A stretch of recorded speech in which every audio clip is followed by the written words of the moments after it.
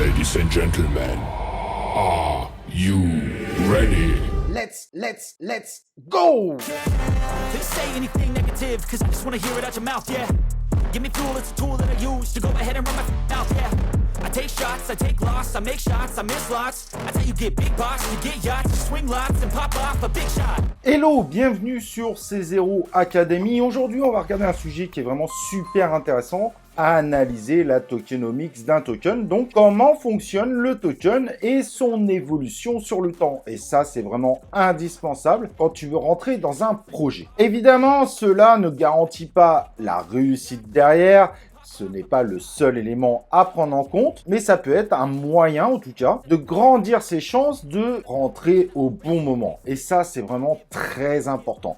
Quand on fait un DCA sur certains tokens, il n'y a aucun intérêt parce que finalement, c'est même pas sûr que le token à l'avenir puisse atteindre la valeur qu'il a aujourd'hui, surtout s'il y a peu de tokens en circulation. Et ça, on va le voir évidemment dans cette vidéo. Alors, attention, si évidemment ce type d'analyse est très importante, quand nous rentrons sur la phase finale d'un bull run, on rentre totalement dans des investissements irrationnels. À ce moment-là, l'analyse de la tokenomics a peu d'intérêt.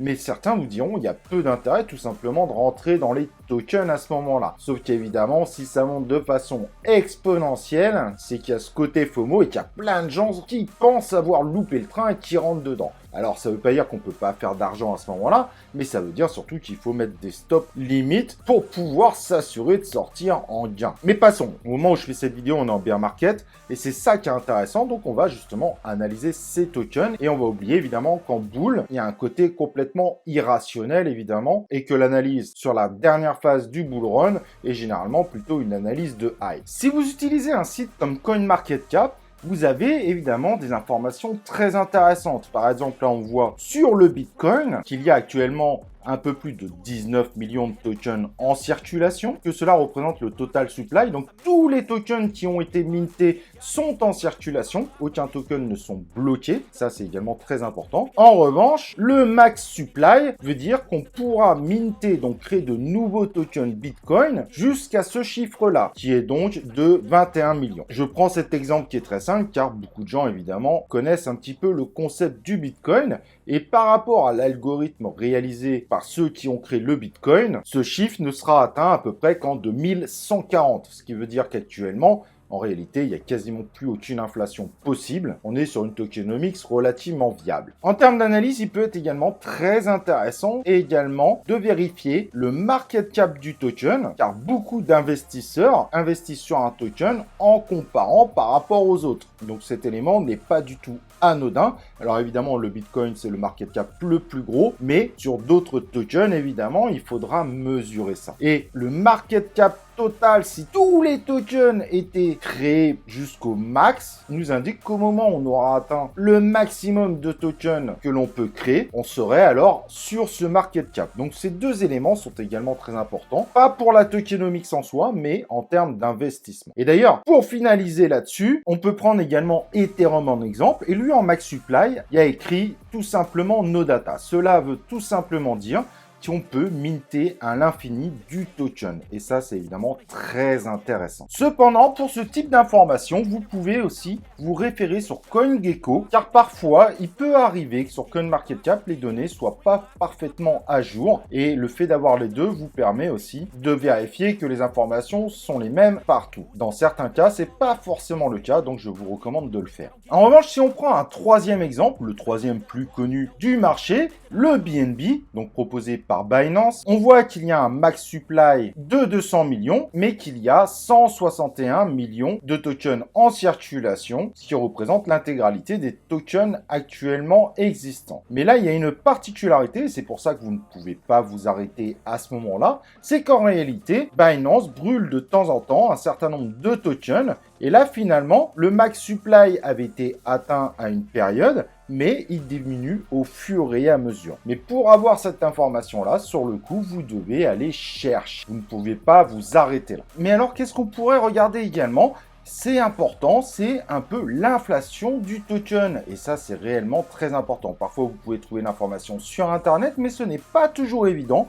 mais grâce à CoinMarketCap, en fait, vous pouvez vous faire une idée de l'inflation. On va prendre par exemple Ethereum classique. Quand on met la valeur du token et qu'on switch en cliquant sur Market Cap pour voir le market cap du token, on voit qu'il y a une différence sur la courbe entre la valeur et le market cap. Et à ce moment-là, on regarde par rapport à la TH et on voit par exemple à droite que le market cap monte plus vite que la valeur du token. Ce qui veut dire qu'on a quand même une inflation visible et qu'il faut quand même s'intéresser à ça, surtout si vous rentrez dans une phase de bear market qui dure par exemple 4 ans. Ça veut dire que vous mangerez évidemment cette inflation. Et ça, c'est évidemment important à prendre dans vos calculs. Là, on n'est pas sur une inflation extrêmement forte, mais elle est quand même présente et forcément, cela aura un impact dans le futur car un certain nombre d'investisseurs regardent le market cap pour investir en situant évidemment le projet par rapport aux autres projets. Donc l'inflation, il faut malgré tout la prendre en compte. Sur les tokens où l'inflation est très forte, la différence est assez notable.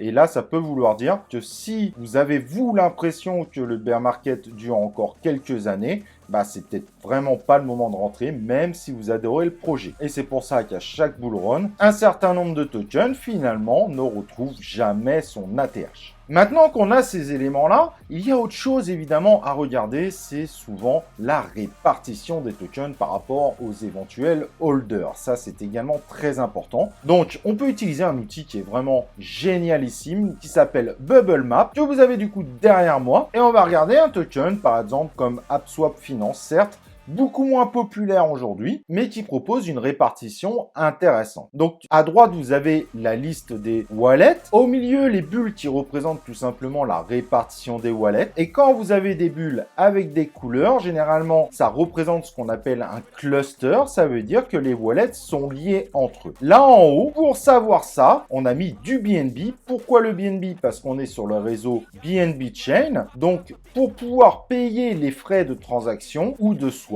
on est obligé d'avoir du BNB et souvent les wallets d'une même personne se redistribuent du BNB entre eux. Et donc là, on voit malgré tout quelques clusters. Mais attention, il ne faut pas arrêter l'analyse à ce moment-là. En cliquant sur un des wallets qui paraît être un gros cluster avec deux wallets différents, on voit en effet que celui-ci représente quand même 3,6% des tokens. C'est quand même assez conséquent. Mais il ne faut pas s'arrêter à ça. On s'aperçoit en regardant à droite que l'un des deux wallets, c'est un wallet appelé AnySwap qui permet tout simplement de faire une répartition aussi de ce token sur le réseau Polygon. Donc c'est un wallet technique. Donc il n'est pas finalement à prendre en compte. Vous pouvez donc tout simplement sur l'œil ne plus les faire apparaître car finalement dans votre analyse tokenomiques, ils ont peu d'intérêt. Ce sont des tokens techniques pour faire un bridge entre deux blockchains. Ce n'est donc pas un risque pour vous. Alors, quand je dis que ce n'est pas un risque, c'est en termes d'investissement, dans le sens que ça ne représente pas un investisseur qui pourrait tout simplement faire chuter la valeur du token. Cependant, certains vont considérer malgré tout que c'est un petit risque car ça concerne des bridges et on sait qu'il y a encore beaucoup de hacks autour des bridges. Donc certains pourraient rentrer ça évidemment dans la balance pour investir ou non dans un token. Mais là globalement, si on clique sur un des autres clusters, le vert par exemple, on s'aperçoit que finalement c'est un exchange. Donc lui aussi n'est pas un cluster dangereux. C'est tout à fait logique.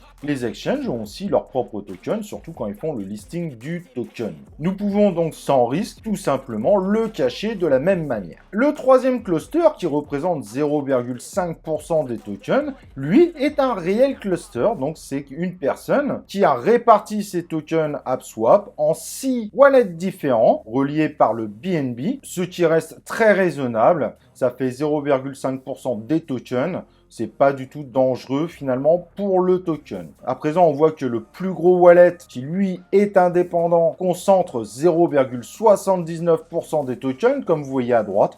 On est donc sur un token qui est très sain en termes tokenomics. Pour information, tous les wallets qui sont grisés, il y a une petite icône en forme de feuille. Cela veut dire tout simplement que ce sont en réalité des smart contracts et donc ce ne sont pas des wallets qui appartiennent à des holders. Autre petite précision, vous avez la possibilité en haut de choisir d'autres réseaux Avax, Phantom, etc., etc. Il y en a d'autres qui vont se rajouter. Bubble Map permet d'analyser les tokens qui sont émis sur ces réseaux, sur les autres réseaux. Il faudra peut-être attendre un peu ou faire le travail vous-même avec les outils d'exploration des blockchains, mais ce travail-là est un travail titanesque. Cependant, il faut quand même faire attention, on va quand même regarder les liens qu'il y a entre les wallets, mais directement à partir du token, car cela peut être aussi une façon un petit peu de cacher ces badges. Puis finalement là, on a certes évidemment un cluster de 0,7%, mais ça ne met pas du tout le projet en danger. Après, il faut regarder, évidemment, l'ensemble des wallets. Il faut peut-être voir avec les gens du projet. Parfois, ça peut se justifier. Par exemple, un airdrop. Mais dans le cadre présent, le plus gros cluster représente 0,8%. Aucun danger pour le projet. On confirme donc que ce token est plutôt viable en termes de tokenomics, de répartition. Par contre, si on regarde le token Baby Lima, qui est un token qui est finalement un scam, eh ben, si vous aviez analysé votre token avec Bubble Map, vous l'auriez vu directement. Regardez la grosse tache verte. Ça représente tout simplement un cluster de 85% des tokens.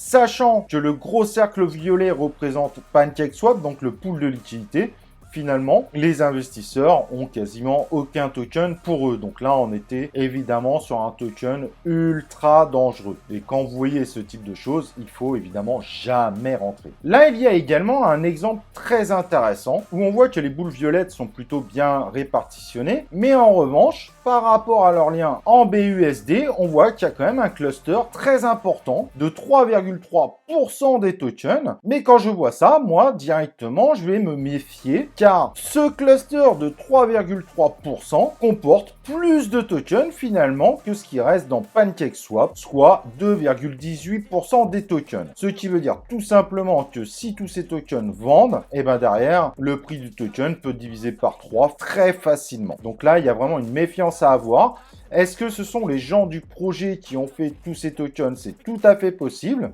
Donc il faut évidemment ne pas hésiter à leur demander. Selon leur réponse, vous vous ferez votre propre avis. Mais malgré tout, en termes de projet, ces tokens ne sont pas lock, donc on reste sur un risque réel tout simplement. Donc là, si en effet l'équipe vous confirme que c'est bien leur wallet, que c'est pour gérer le projet, bah ça dépendra évidemment de la confiance ou pas que vous avez envers cette équipe, mais le risque est réel. Et là, pour en profiter, quand on voit en haut à droite, on voit qu'il y a 59% des tokens qui sont bloqués et qui font donc partie d'un concept de vesting avec des déblocages au fur et à mesure. Pour savoir évidemment comment ça va se débloquer, il va falloir regarder le white paper. Vous pouvez aussi essayer d'analyser si le pourcentage actuel correspond à peu près à ce qu'avait annoncé le white paper. Ça peut être aussi une bonne piste pour vous, pour savoir si finalement c'est plutôt bien respecté. Mais en revanche, cela veut dire que finalement, seuls 40% des tokens sont en circulation, et donc il y aura forcément une inflation qui est quand même importante, de x2,5 qui est possible. Et ça, forcément, ça aura un impact sur le prix, car ça augmentera une pression vendeuse,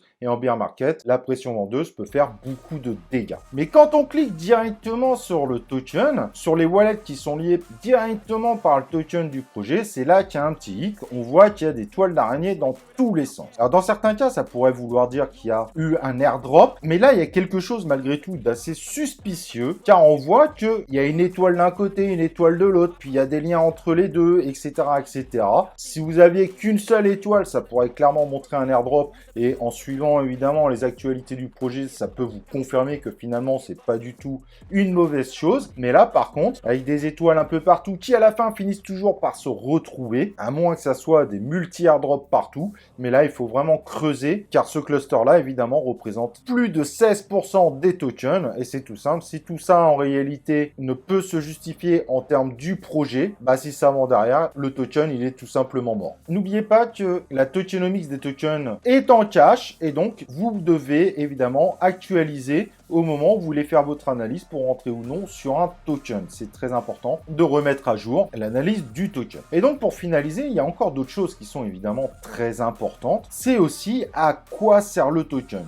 Et c'est ce qu'on voit avec les play to earn. Quand le token est fait pour gagner de l'argent, donc des gens qui vont gagner ce token en reward pour gagner de l'argent, bah qu'est-ce qu'ils font? C'est que dès que le token ne monte plus, qui stabilise, bah les gens commencent à revendre. Et ce qui est tout à fait normal, car ils veulent de ce token uniquement pour gagner de l'argent. Et c'est pour ça que la plupart des tokens en play to earn, ceux qui sont utilisés pour les rewards, s'effondrent totalement, car il y a beaucoup plus de gens qui veulent de ce token pour gagner de l'argent que des gens qui veulent de ce token pour améliorer un personnage, etc.